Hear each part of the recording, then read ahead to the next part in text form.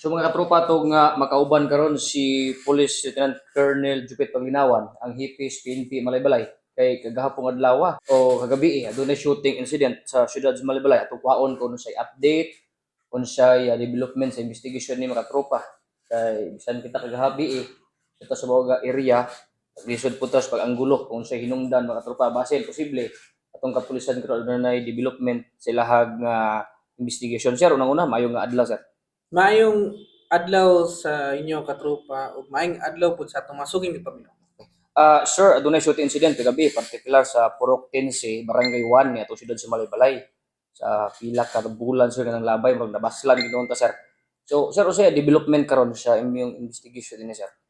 Tinuod no, kagabi mga alas 8:10 sa gabi natigayon ang pagpamusil patay sa usa ka victim ngadto sa Purok 15 Barangay 1 sitio transmitter diin kaning usa ka 73 anyos nga biktima samtang nanihapon sila kalit lang naay pagpamusil nga natigayon og naigo siya kaduha sa iyang lawas nga mo hinungdan sa iyang kamatayon later on sa hospital. So nadala pa nato ni naparespondihan nato sa Miro ug dala siya sa Balay Tambalanan apan tungod siguro sa iyang pangidaron na ah mo'y hinungdan sa iyang hinanali nga kamatayon dito sa hospital.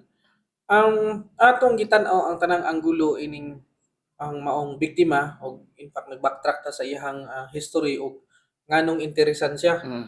Ah, daghan ta gitan-aw, daghan ta og gibanay-banay ug unsay magka-interes sa tawo nga nara sa balay ga pundo. So nana tay persons of interest karon, person of interest. Nana po tay hugot nga anggulo nganong natigayon. So ako lang sang hatagan og gamayng lugway ang ato ang mga investigador nga ma-establish ni gayo og dili lang ako sa ibutyag sa kahanginan. Pero na may solid nga belief ug unsay maong hinungdan sa mga hitabo.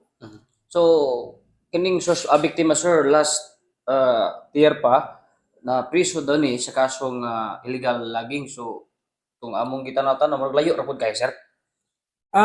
Sometime sa 2019 Mhm. na siya history nga napriso siya sigon sa disclosure sa iyang mga kabanay, napriso siya for illegal entry sa usa ka luna dari sa Malaybalay Mhm.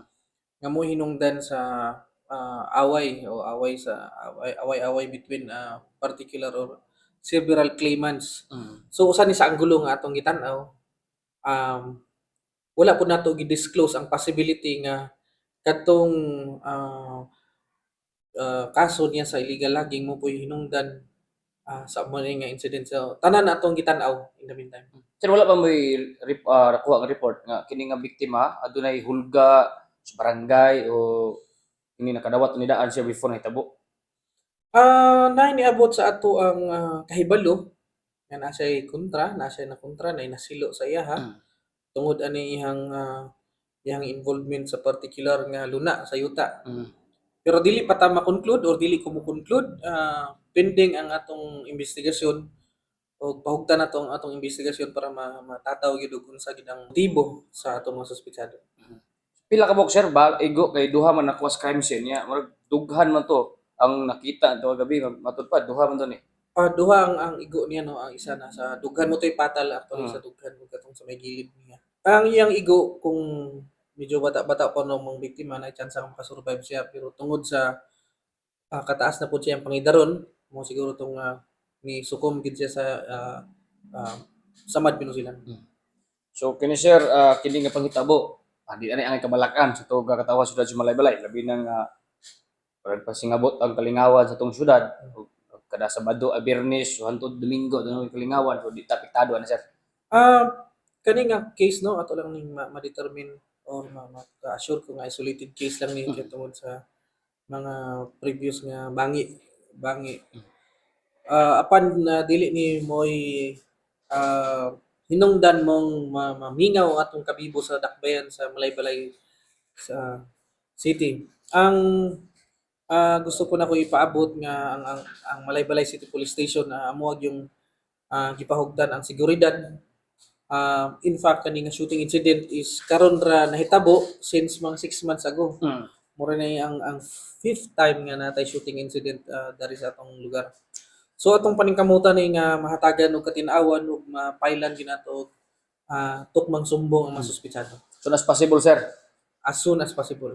So permente ginatong gapangita ag pamaagi. Identify nato ang suspect ug arrest ug possible nga mapasang-at nato ang kaso sa atong Sir, imo na lang pahabilin, sir, sa itong mga katauhan nga di ang kabalakan ang mga pangitabo, sir. Una sa tanan, dako akong pasalamat no sa katawhan og mga concerned citizen sa Balay City. Ang amuang hotline ug even akong personal number daghang tip nga na-receive gikan sa inyo no sa possible nga involvement sa certain personalities. So ayaw mo kabalaka sa pagpadangat sa inyong kahibalo, amo nang gi-receive tanan ug gihatagan gyud og tukmang kaseryoso ang inyong mga information nga gi-relay sa amoa.